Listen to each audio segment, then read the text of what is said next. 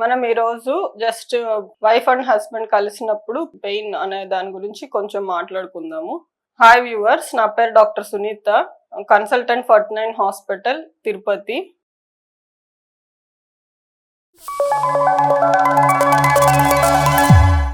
So general గా భార్యాభర్త కలిసినప్పుడు పెయిన్ అనేది చాలా రకాలు ఉంటుంది. పెయిన్ ని ఏమంటారు, డిస్పెరోనియా అనేది ఒక మెడికల్ టర్మ్ అన్నమాట. దాంట్లో 2 టైప్స్ ఉంటాయి. సూపర్ఫిషియల్ డిస్పెరోనియా అనేది ఒకటి, డీప్ అనేది ఒకటి. దీనికి కాజెస్ ఏంటి అంటే, జనరల్ గా మ్యారేజ్ అయిన తర్వాత ఇనిషియల్ స్టేజెస్ లో యాంగ్జైటీ వల్ల, లేదు ఫ్రెండ్స్ తో డిస్కస్ చేయడం వల్ల, ఇలాంటి కారణాల వల్ల చాలా మందికి వస్తుంటది. కానీ ఇంకా ఒక 1 మంత్ 2 మంత్స్ అయిపోయింది, అయినా కూడా అలానే ఉంది అంటే గనక ఒకసారి డాక్టర్ ని కన్సల్ట్ అవ్వడం బెటర్. సూపర్ఫిషియల్ డిస్పెరోనియా అంటే జస్ట్ స్టార్టింగ్ లో ఉన్నదాన్ని సూపర్ఫిషియల్ డిస్పెరోనియా అంటారు.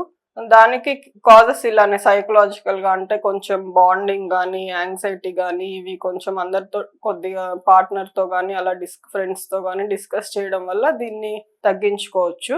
ఇంకొక కాజ్ ఏంటంటే ఇన్ఫెక్షన్స్ అన్నమాట.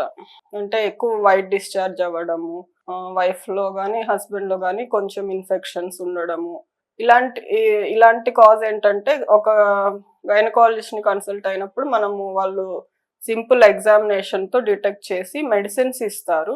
దానివల్ల దాన్ని ఓవర్కమ్ అవ్వచ్చు. నెక్స్ట్ కాజెస్ ఏంటంటే ఇంకొకటి వెజైనిస్మస్ అని ఉంటుంది. అదేంటంటే ఫిమేల్స్ లో కొంతమందిలో జస్ట్ అంటే ఇంటర్ కోర్స్ అనే థాట్ రాగానే వాళ్ళకి తెలియకుండానే వెజైనాలో ఉన్న మజిల్స్ అన్ని కాంట్రాక్ట్ అయిపోతాయి. సో దాన్ని వెజైనిస్మస్ అంటారు. అది కొంతమందికి తెలియక, అంటే వైఫ్ కి నా మీద ఇంట్రెస్ట్ లేదు అని ఇలా అపోహల్లో ఉంటారనమాట. అది వాళ్ళకి ఇన్వాలంటరీగా జరుగుతూ ఉంటుంది.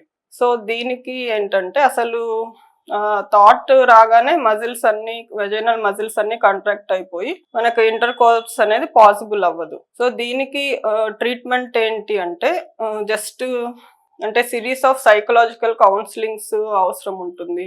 వాళ్ళకి ఏమన్నా హిస్టరీ ఆఫ్ ఎప్పుడైనా చైల్డ్హుడ్ సెక్షువల్ అబ్యూస్ అలా ఏమన్నా ఉందా అనేది చూసుకోవాలి.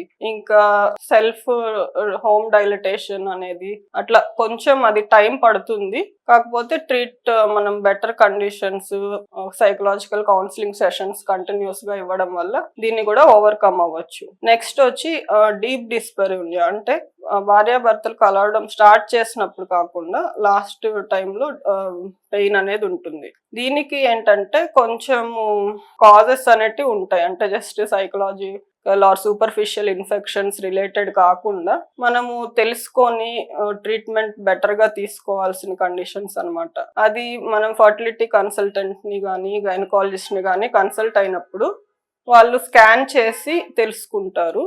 సో కాజెస్ ఏముంటాయి, ఎండోమెట్రియోసిస్ అనేది ఒకటి. ఎండోమెట్రియోసిస్ అంటే గర్భసంచి లోపల పెరగాల్సిన లైనింగ్ అనేది చుట్టూరా కానీ, సర్ఫేస్ మీద కానీ, లేదంటే మనకి గర్భసంచి చుట్టూరా ఓవరీస్ కి అతుక్కోవడము, ఇట్లా పెరగడం వల్ల పీరియడ్స్ అయినప్పుడు అది కూడా పెరుగుతూ ఉంటుంది. సో అతుకులు అట్లా ఏర్పడతాయి అన్నమాట. దానివల్ల పెయిన్ అనేది వస్తుంది. అండ్ ఇన్ఫెక్షన్స్ కూడా ఓన్లీ బయట వెజైనా వరకు కాకుండా గర్భసంచిలోకి, ట్యూబ్స్ లోకి, యూట్రస్ లోకి స్ప్రెడ్ అవడం వల్ల అది కూడా one of the causes of deep dyspareunia అన్నమాట. సో ఇంకా ఫైబ్రాయిడ్స్, సర్విక్స్ రీజన్ లో ఫైబ్రాయిడ్స్ ఉండడం, ఇలాంటి వాటి వల్ల డీప్ డిస్పెరోనియా వస్తుంది. ఈ కాజెస్ అన్ని రిలేటెడ్ టు ఫర్టిలిటీ ఆల్సో, ఫర్టిలిటీని కూడా ఎఫెక్ట్ చేస్తాయి. సో ఎండోమెట్రియోసిస్ ఓవరీస్ లో ఉన్నా కానీ, లేదు చుట్టుపక్కల పేగులకి అట్లా ఉన్నా కానీ ఎగ్ క్వాలిటీ కూడా ఎఫెక్ట్ అవుతుంది. So it is a major concern అనమాట. నెక్స్ట్ క్రానిక్ పిఐడి అంటారు. ఇన్ఫెక్షన్స్ గర్భసంచిలోకి, ట్యూబుల్లోకి వెళ్ళినప్పుడు ఒక్కొక్కసారి ట్యూబల్ బ్లాకేజ్ అవుతుంది. వీటన్నిటి వల్ల కూడా మనకి ఫర్టిలిటీ ఎఫెక్ట్ అవుతుంది. సో మీకు ఎప్పుడైనా కానీ పెయిన్ ఉన్నప్పుడు గైనకాలజిస్ట్ ని కన్సల్ట్ అవ్వి ఇన్వెస్టిగేషన్స్ అన్ని చేయించుకొని దానికి తగ్గ ట్రీట్మెంట్ తీసుకోవడం అవసరం. Hope you find this information useful. Thank you.